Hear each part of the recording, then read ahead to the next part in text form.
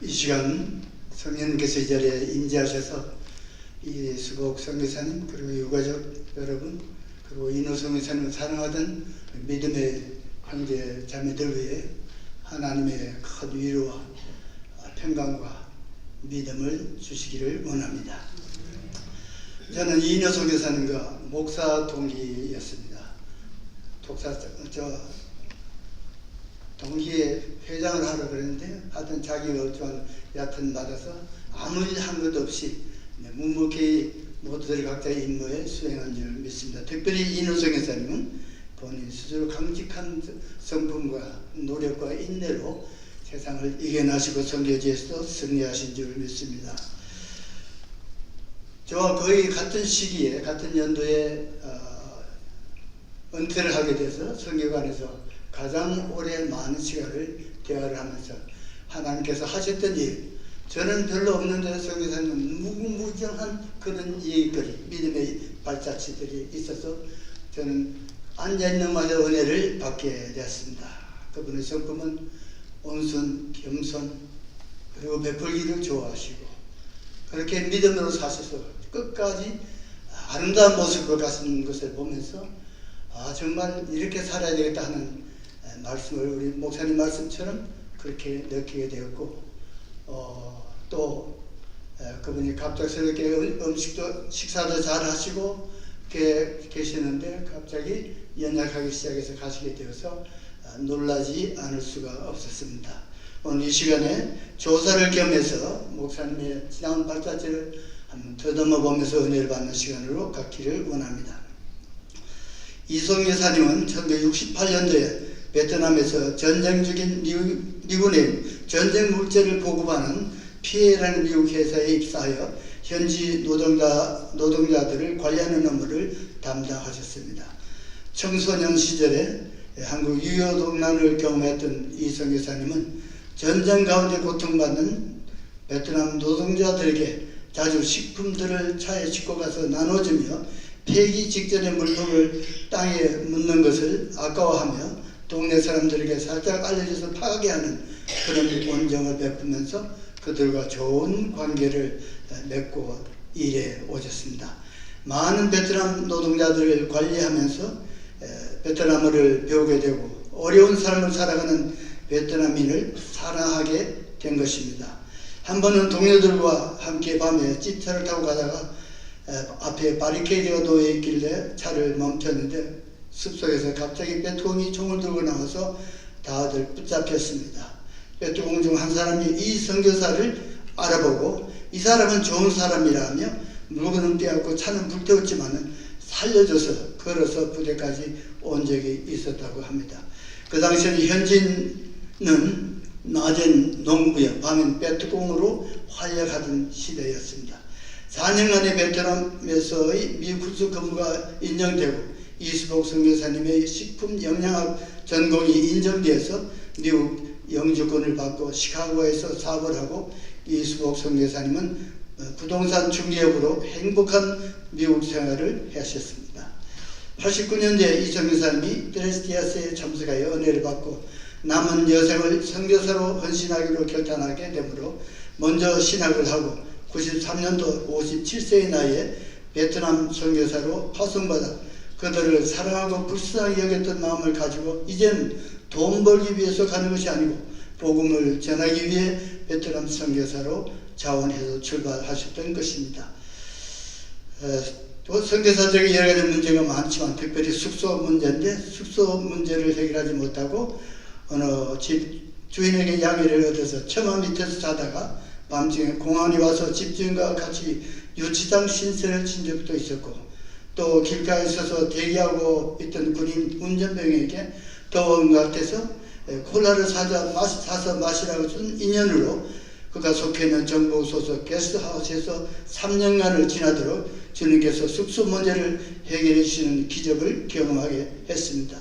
또 신학교 시절에 만난 교수님이 자기 제자가 베트남에 있는데 후회라는 목사가 있다. 가서 찾아보라. 도움이 될 것이다 해서 그분을 찾을 생각으로 출발을 했는데 주일날 도착 첫 주에 아침에 교회를 가서 예배를 드리고 나오는데 영어로 인사하는 소녀를 만났습니다. 그 소녀가 바로 찾아보라는 후에 목사님의 딸이었던 것입니다. 그 딸을 통해 아버지 후에 목사님을 도착 후 한 달 만에 만나게 된 것입니다. 9천만 인구 중에서 주소나 전화번호 없이 이름 하나로 만나게 된 것은 하나님의 예비하신 만남이었고, 후에 목사는 그동안에 4번의 감옥 생활을 하고 또 그 당시에는 집행유예로 나왔지만 외부 활동이 금지된 상태였던 것입니다. 사역 중에 수많은 우연의 일치처럼 느낀 사건들이 있었지만 신앙인의 삶에서 우연이라는 여겨지는 모든 순간은 뒤돌아보면 하나님의 은혜와 인도였다는 것을 고백하게 됩니다. 후에 목사님을 만나 그때부터 베트남 선교의 문이 활짝 열리게 된 것입니다.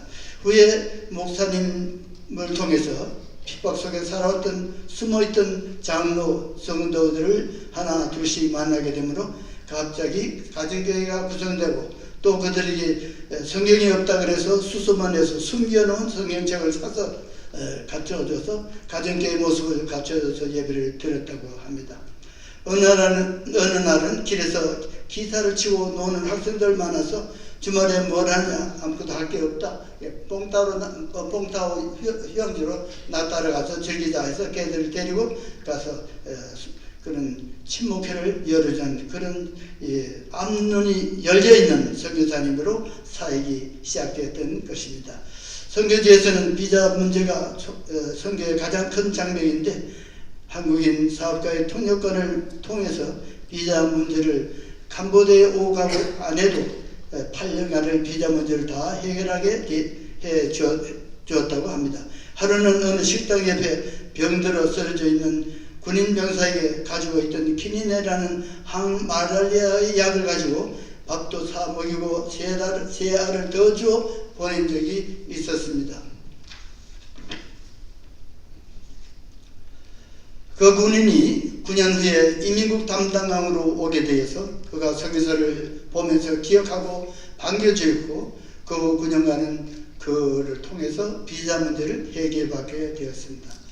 파송 6개월 만에 은혜교회에 와서 선교부를 하게 되면서 그 다음에 6개월 동안에 17개 예배 쳐서 그리고 처소 신자가 800여 명, 5개의 청소년 그룹들, 도합 900여 명의 성도가 있다고 보고를 드릴 때 김관식 목사님께서는 거기서 쉬지 않고 더 일하기를 원하셔서 신학교를 개설하라고 하셔서 그해 말에 12월에 미국 은혜 신학교와 통신교육으로 관계를 갖고 또 현재 목사들 강사를 세워서 베트남 은혜 신학교를 초고속적으로 개강하게 되었습니다.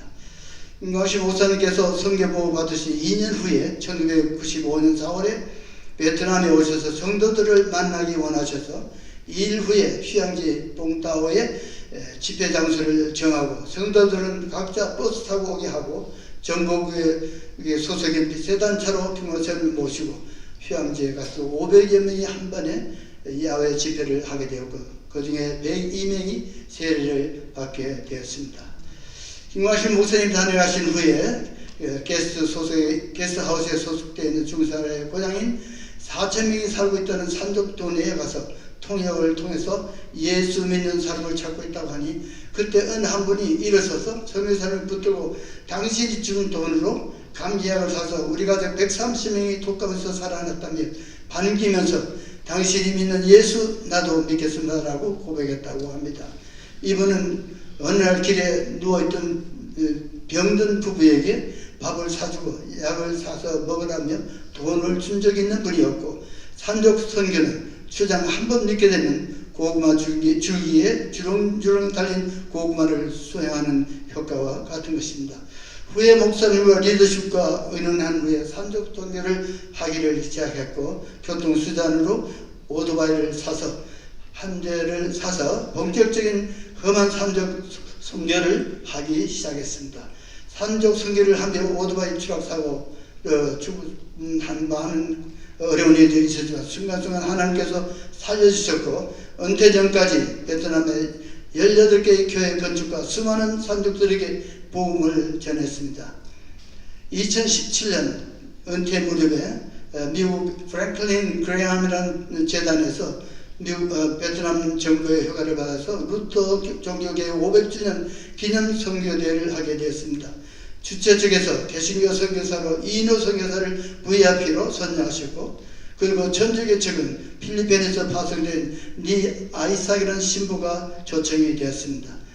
행사 주최 측에서 발표하자 이 선교사는 신분이 노출돼서 아무 행동을 하지 않고 저자세로 지나시는데 갑자기 발표돼서 몹시 당황하셨다고 합니다. 선교대회가 지난 며칠 후에 23년간 친분을 쌓아오고 비즈니스맨이라며 나를 선교사님을 카바에 주셨던 동네 공안 소장이 갑자기 불러서 갔더니 이 선생님은 정말 대단한 사람입니다. 귀신처럼 나를 23년간 속여왔군요. 라며 엄하고 대단히 섭섭한 표정으로 말을 하면서 앞으로도 선교를 할 것이요? 라고 물었을 때 선교사님은 나를 이해해달라고 하면서 앞으로 나는 곧 은퇴를 하고 미국에 갈 것이라고 했었다고 합니다. 감사한 것은 지난 25년간 제자 중 밀고 하거나 배신한 제자가 하나도 없었고, 베트남 선교를 위해서 전적으로 길을 여시고 도울 자를 보내주시고 공간들의 눈을 주께서 가려주심으로 선교를 가르게 하신 줄 믿는다고 감사의 눈물로 고백을 하셨다고 합니다. 누가복음에 선한 사마리아인처럼 이 선교사님은 이웃을 사랑하고 자비를 베풀면서 사역함으로 가서 너도 이와 같이 하라는 주님의 말씀에 순종하여 선교를 하신 분이었습니다. 이 선교사님의 선한 사마리아인적인 삶은 천국뿐 아니고 베트남 산적들에게 그리고 주님 오실 때까지 아름다운 향기로 전해지게 될 것을 믿습니다. 돌아가시기 전에 찾아뵀는데 사모님이 강봉사가 왔다고 하니까 가만 눈을 조금 뜨시면서 웃으시면서 사모님께 대접해 주라고, 아무것도 없는 그 병실에서 대접해 주라고 하셨다는 그 평소의 마음을 전해주실 때 정말 마음이 뭉클한 적이 있습니다. 성기사님은 주님께서 제자의 이름으로 이 작은 자 중 하나에게 냉수 한 것이라도 주는 자는 내가 진실로 내게 이르노니 그 사람이 결국까지 보상을 잃지 아니하시라는 말씀을 믿고 행하셨습니다. 또한 저희도 선한 사마리아인처럼 복음을 위해 살아갈 수 있기를 원합니다. 선교사님의 영원한 안식과 부활의 소망을 함께 바라보며 모든 영광을 하나님께 올려드리며 조사에 대합니다. 감사합니다.